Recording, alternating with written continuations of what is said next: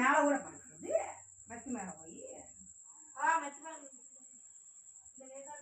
అడే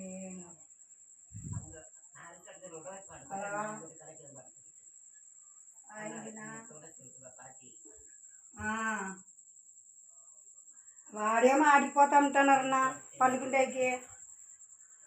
చెల్లెలు ఇంటికాడికి ఏమోనా నేను చెప్తే వాడు వినాలా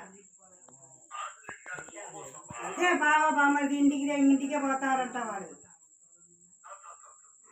వాడు చెప్తే వినలేదన్నా ఎవరు ఏం చేసేది లేదు ఈడ ఉండేటప్పుడు కానీ పోలా ఎప్పుడు రేపంతా పోయి ఆడ బొర్రు ఆడకూడదా మండ